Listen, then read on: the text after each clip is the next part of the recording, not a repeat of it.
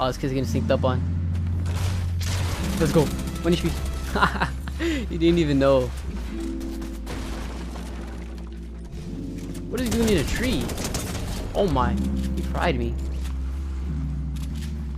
Oh, don't box up now. Full piece. 100. Oh, my Mimon's insane right now. This kid just spawned. Oh, let's go. I killed this kid already. Oh, he's trying to leave. Nope. Bro, he's literally 1 HP. Let me reload.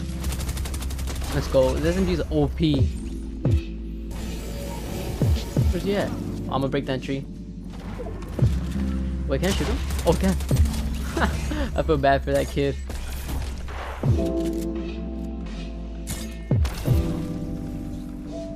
This kid's clueless.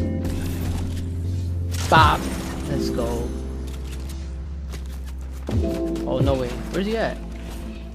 Is he in that bush? I have no aim assist in bush, but I don't care. Oh my, 170! Bro, these settings are crazy. You just got the one to fight. He has to be weak.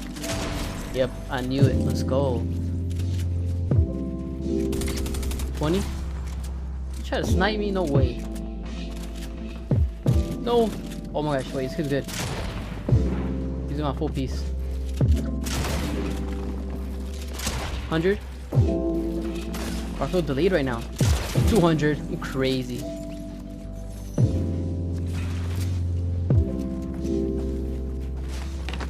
100? Bro, I low-key love this Maven shotgun. 100?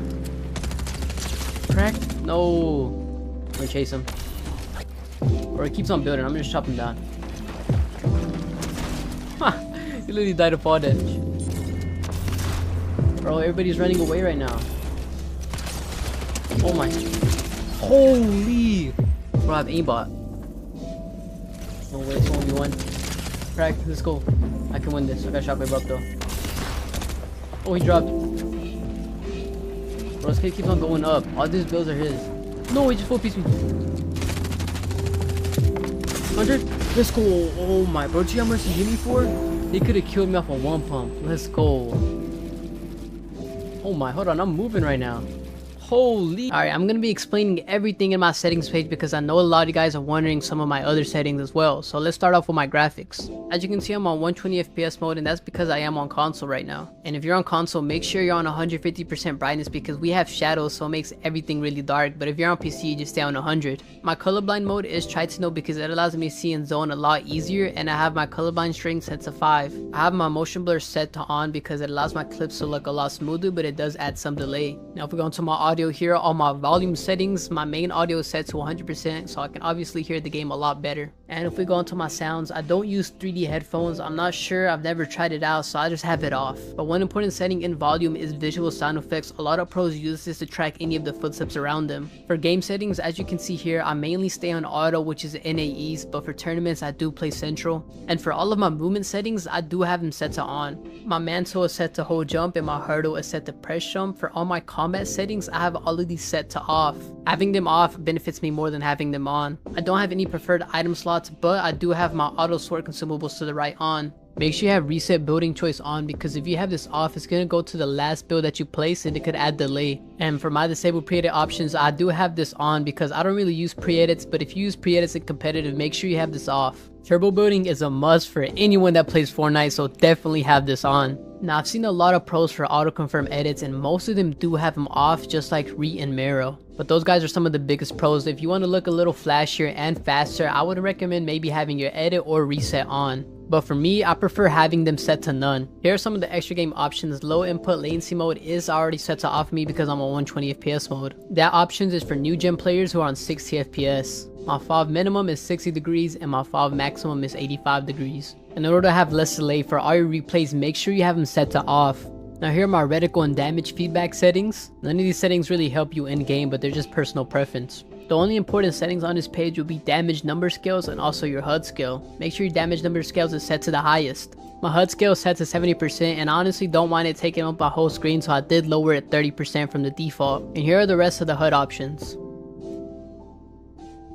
Now these gyro options really don't matter, but make sure you have all of this set to none or off. This will allow you to also have less delay, just like having replays off. For my mouse and keyboard settings, obviously I'm on controller, so none of this even matters. So let's just skip over all this and let's go into my controller sensitivity. I have my controller auto run off and also my build immediately builder pro on. My edit hold time is to the lowest so I can have the quickest edit speed, and my slide hold time is to the highest in case I misclick the button and it slides by itself.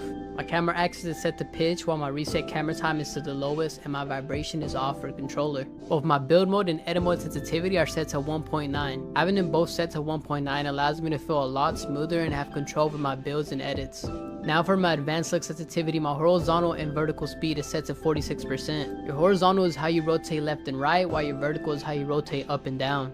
I don't want to have this set too high because then my movement will be too quick, and I don't want to have to set too low because then I'll be stiff. Also, all of my boost is off. Now for my ADS, or also known as aim down sights, I have my horizontal set to 18% and my vertical set to 18%. Now this is one of the most important settings for controller, as this can help your aim so much. I found out that 18% has been the most controlled and allowed me to have good aim, and I also have all of my boost off as well. But my advanced sensitivity is look dampening time. I have it set to 0 and my look input curve is linear. Linear allows me to have raw stick input, which allows me to have more control over my joystick. Exponential allows you to have smaller stick movement, which allows you to have better aim. But exponential does make you a lot stiffer, so I prefer to stay on linear in order to control everything. For your image strength, make sure this is at 100%. I know some people may tell you to change it to 99%, but that does absolutely nothing, and just keep it at 100%, trust me. Your dead zone is very important on controller for your builds, aim, and edits, and I have my left stick and right stick dead zone set to both 8%. Having your dead zone set too low can cause stick drift, and also having your dead zone too high can allow you to have no movement in your joysticks. So having it at 8% is a perfect balance. And if you're on controller, make sure you have adaptive triggers off.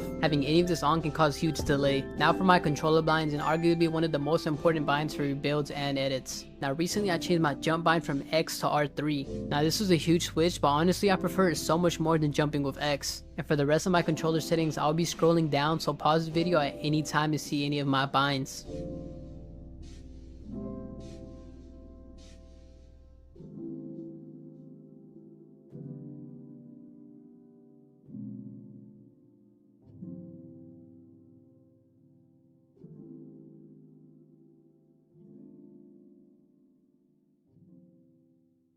Now as we get down to this edit section, an important setting for this is having double edit binds. That means having a different edit bind and also a different confirm. If you're in a single edit bind and having the same confirm and edit, it's holding you back so much. Having a double edit bind can almost double your edit speed. So if you haven't tried double edit binds, go ahead and try these settings out now.